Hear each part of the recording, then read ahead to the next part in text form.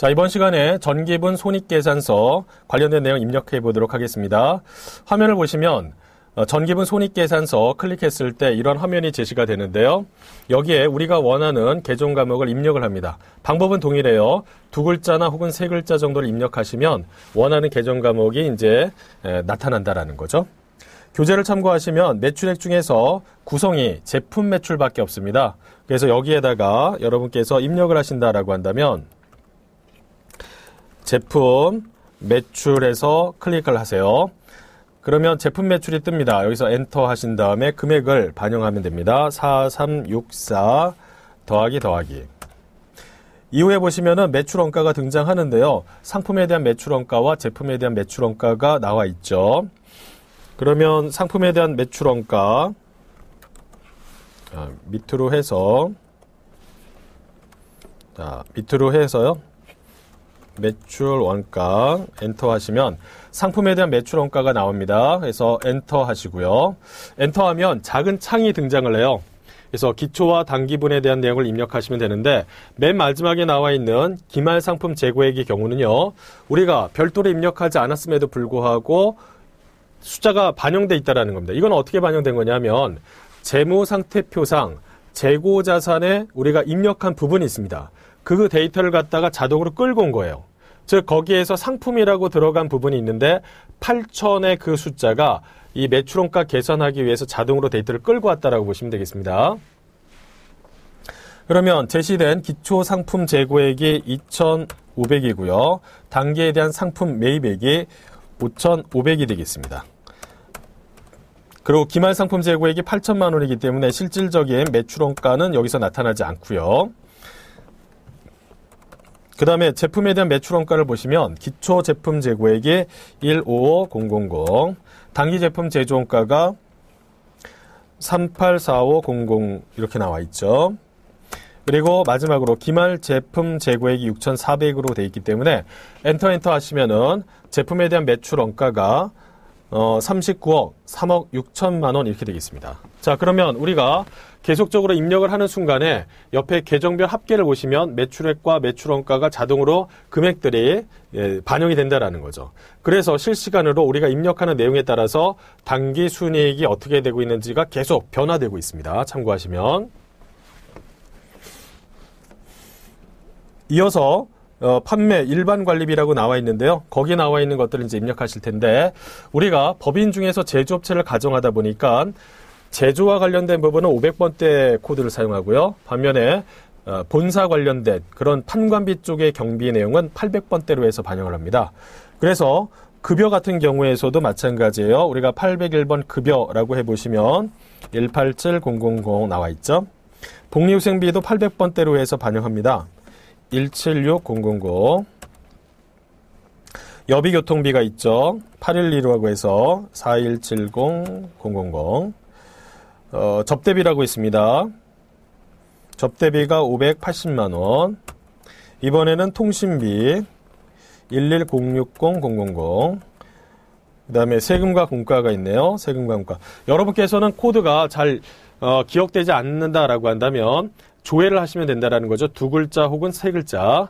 저는 이제 여러 번 입력을 하다 보니까 몇몇 것들은 조금 외워지는 경우가 있어서 좀 효율적으로 입력하기 위해서 그냥 막바로 입력하고 있습니다. 세금과 공과 같은 경우는 2960000. 그 다음에 보험료 같은 경우는 1048000. 그 다음에 소모품 같은 경우가 56000. 이자 수익이 있네요. 이자 수익.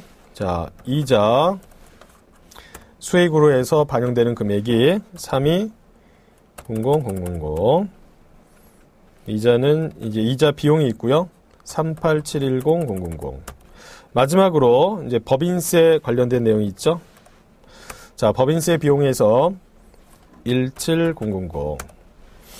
이렇게 반영하시면 맨 마지막에 단기 순이익이 5,418만 원에서 계산이 됩니다. 그래서 그 내용이 교재에 있는 것과 일치가 된다라고 하면 정확하게 입력이 된 것이고요. 자, 이렇게 해서 전기분 손익계산서 입력이 맞춰졌으면 ESK로 나갑니다. 이어서 전기분 원가명세서를 클릭하시면요. 교재는 7페이지 필수예제 따라하기가 되겠습니다. 자, 보시는 것처럼 지금 이렇게 화면상 숫자가 이렇게 작은 창이 열려지는데요. 자, 이거에 대해서 잠깐 말씀드리겠습니다. 우리가 이제 원가 회계, 경비에 대한 선택을 해야 되는데 회사가 여러 어떤 업종이 있을 수가 있어요. 그래서 보시면은 제품에 대한 매출 원가가 500번대로 나와 있고요. 그 다음에 도급이 있고, 도급이라는 것은 어디서 하청을 받아서 뭔가 만든다라고 생각하시면 됩니다. 그 다음에 보관, 분양, 운송 각각에 따라서 경비 선택에 대한 구분이 달라집니다. 달라지는데 다른 것들은 우리가 특별하게 신경 쓰실 필요가 없어요. 왜냐하면 우리는 기본적으로 법인 중에서 제조업체를 가정하기 때문에 다른 것들은 굳이 수업 목적상 의미가 없다라는 거죠. 자, 여기에 제품 매출에 대한 선택을 하시면 되는데요. 이 들어가는 화면은 어떻게 되냐면 여기에서 편집을 누르시고요. 편집. 자, 편집을 눌렀더니 색깔이 바뀌었죠. 그리고 나서 사용 여부에다가 여를 체크합니다. 여를 체크하셨죠? 그리고 나서 다시 선택을 누르면 전체적으로 색깔이 달라집니다. 그리고 나서 확인을 누르세요. 그러면 이렇게 해서 전기본 원가 명세서 화면이 들어가진다라고 보시면 되겠습니다. 그러면 여기에다가 이제 여러 가지 사항들을 갖다가 입력하시면 될 텐데요. 자, 교재를 통해서 같이 입력해 보도록 하겠습니다. 먼저 원재료비라고 나와 있죠. 그러면 원재 두 글자 입력하시고요. 엔터 하시면 작은 창이 이제 생성이 됩니다. 거기에서 기초 원재료 재고액이 1억 5천. 단기 원재료 매입분이라고 해서 255900. 엔터해서 하시면은, 자, 원재료비로 해서 계상되는 금액은 26억 4,200만 원이 되겠습니다. 이후에 임금이라고 돼 있죠. 임금 7억 2,500이라고 돼 있고요. 그 다음에 경비가 있습니다. 복리후생비 500번대로 해서 들어가고요. 그 다음에 가스수도료 해서 4,700만 원이 반영이 되겠습니다. 이번에는요, 전력비라고 해서 금액이 8천만 원 반영이 되고, 세금과 공과금이라고 해서 2,400만 원. 그 다음에 감가상각비라고 해서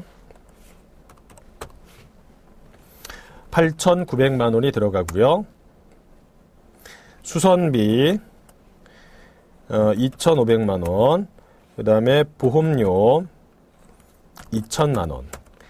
마지막으로 이제 소모품 비라고 해서 4,500만 원. 근데 여기서 끝나면 안 됩니다. 왜냐하면 교재를 보시면 기초 제공품 재고액이 2,700만 원이 있고, 그 다음에 기말 제공품 재고액이 1,300이 있단 말이죠. 근데 기말 제공품 재고액 같은 1,300만 원은 우리가 이미 재무상태표상 내용을 반영했기 때문에 자동으로 데이터를 끌고 온 거예요. 이거 같은 경우는. 우리가 추가로 해서 반영해야 될 건 뭐냐면 6번에 기초 제공품 재고액만 새로 직접 입력을 해주시면 됩니다. 어디에 넣느냐? 직접 여기에다가 금액을 반영하시면 돼요. 2,700만 원. 자, 그렇게 했을 때 맨 마지막에 단기 제품 제조원가상의 금액이 교재와 일치가 되는지를 갖다가 확인해 보시면 되겠습니다. 금액은 38억 4,500만 원이라고 되어 있으니까 일치가 되죠? 네, 그러면 맞구나 라고 생각하시면 됩니다. 자, 이렇게 입력이 끝나셨으면 EX키로 나오시고요. 마지막으로 전기분 이익여금 처분 계산서 클릭해 보도록 하겠습니다.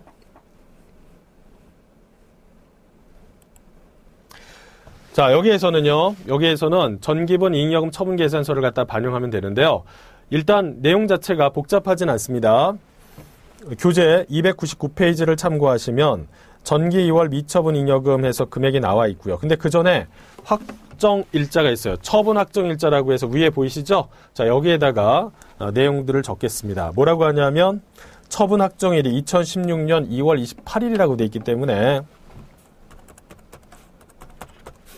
반영을 하시고요. 그 다음에 전기 2월 미처분 잉여금이라고 나와 있죠? 4,200,000 단기 순이익 이렇게 나옵니다. 그 다음에 밑에 보시면 이익잉여금 처분액 관련했을 때 특별하게 제시가 되어 있지 않아요. 그래서 만약 제시가 됐다라고 하면 여기다가 적겠지만 그렇지 않기 때문에 이 내용만 반영하시고 끝내시면 돼요.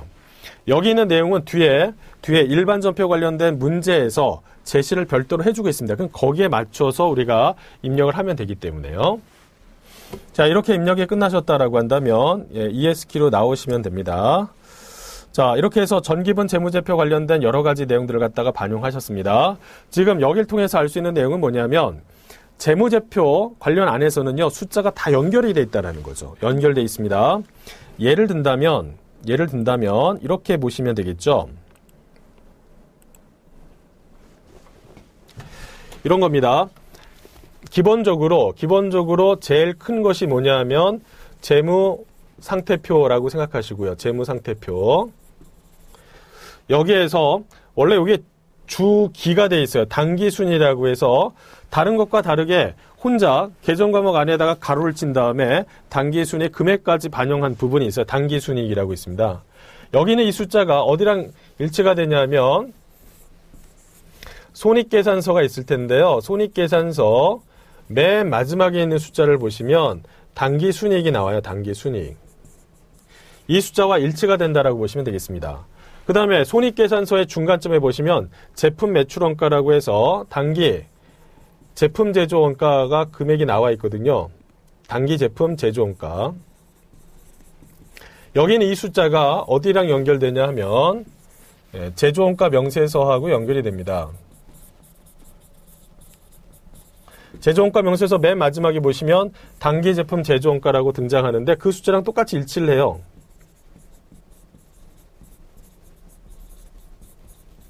일치를 합니다. 그 다음에 손익계산서상의 단기순이익은 어디랑 일치가 되냐면 여기에 미처분 잉여금 계산서 이렇게 돼 있는데 여기에서 단기순이익이 들어가는 항목이 있는데 여기랑 일치를 한다는 거죠.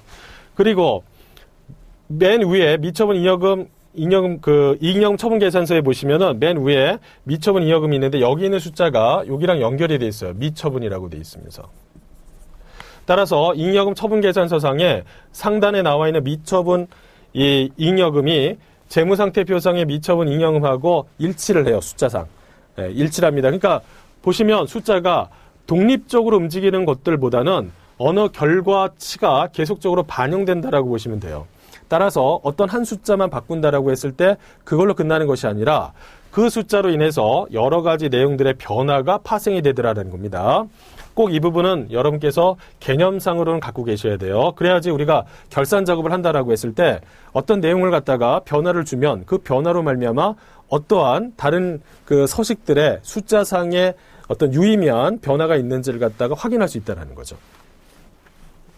그래서 보시는 것처럼 지금 여기에서 특정 부분이 계속 확대되는 거기 때문에 제일 넓은 큰 지도 같은 경우는 재무상태표상의 내용이 나와 있다라고 생각하시면 돼요. 그리고 나서 특정 지도를 계속 확대하고 이렇게 됐으니까 작업의 순서는 어떻게 됐냐면 여기서부터 어떻게 해요? 여기서부터 뒤로 가야 되는 거죠. 그러니까 이게 1번이고 2번이고 그 다음에 3번이고 이런 형태로 해서 뒤에서 앞으로 가는 그런 스타일이 되겠습니다. 보면 이런 전체의 흐름을 갖다가 한번 참고를 해보시라는 의미에서 말씀을 드린 거고요. 그래서 1번, 2번 이게 3번으로 가고 이제 최종적으로 4번으로 해서 완성이 된다라고 보시면 되겠습니다. 자, 이번에는 301페이지에 거래처별 초기 2월이 있습니다. 자, 여러분 화면에 보시면 전기분 재무제표 등이라고 나왔는데 전기분 잉여금 처분 계산서라고 해서 그 밑에 보시면 거래처별 초기 2월이 있습니다. 여기를 클릭하시고요. 클릭하신 다음에 위에 있는 F4 불러오기를 갖다 클릭하시면 전기분 재무상태표에서 데이터를 불러오시겠습니까? 예, 이렇게 되거든요. 그러면 불러와집니다. 자, 내용들이 불러와집니다. 자, 그런 상황에서 자, 이거는 뭐 하는 거냐면 이런 겁니다. 우리가 외상매출금이라는 숫자가 있는데 그 숫자에서 도대체 각각의 거래처별로 얼마가 그 외상대금으로 해서 처리가 되는 것인지 그 구체적인 내용에 대해서 살펴본다라고 보시면 됩니다.